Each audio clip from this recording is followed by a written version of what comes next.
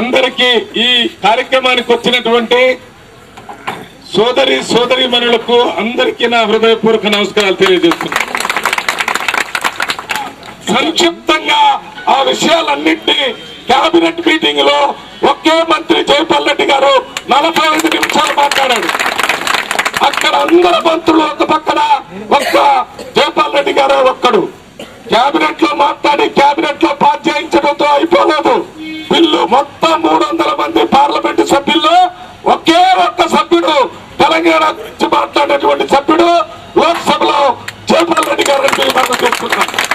మొత్తం కాంగ్రెస్ పార్టీ తరఫున సోనియా గాంధీ గారు, రాహుల్ గాంధీ గారు, ఇతర నాయకులు, ఆ నాయకుడు వస్తే మనకు పార్లమెంట్ లో మన జిల్లాలో 10 సంవత్సరాల దాకా tax free, industry tax free పెట్టించారు.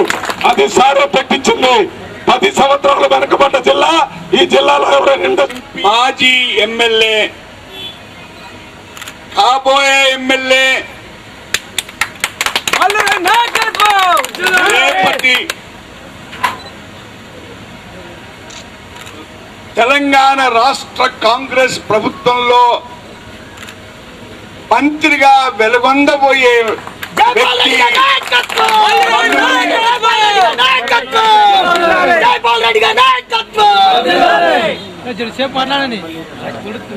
మిత్రులుగా మిగిలినటువంటి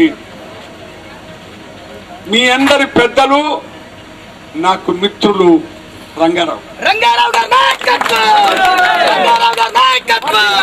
వచ్చిన కాంగ్రెస్ కార్యకర్తలకు, వీళ్ళందరికీ మించి ఏ పార్టీకి చెందని మిత్రులు చాలా మంది ఉన్నారు. ఒక విషయం మనం జ్ఞాపకం పెట్టుకోవాలా, ఏ ఎన్నికల్లో కూడా ఒక పార్టీ బలగంతో పార్టీ గెలవదు.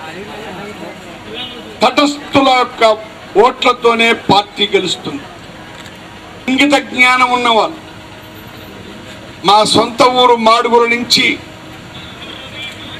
మహబూబ్ నగర్ వరకు నేను చూశాను. మన గ్రామాల్లో చిన్న కులాలలో అతనికి పాండిత్యం ఉండాలి, ఇంగిత జ్ఞానం ఉండాలి. మన గ్రామాల్లో పల్లెల్లో ఉన్న పాండిత్యం లేకపోవచ్చు, కానీ ఇంగిత జ్ఞానం ఉంది. ఇంగ్లీష్ లో కామన్ సెన్స్ అంటాం,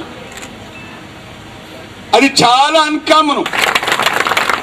కాబట్టి తటస్థుల మేధావులు చాలా మంది ఉంటారు. 10 మంది ఉన్నా కూడా వారు 10,000 మందిని ప్రభావితం చేయరు.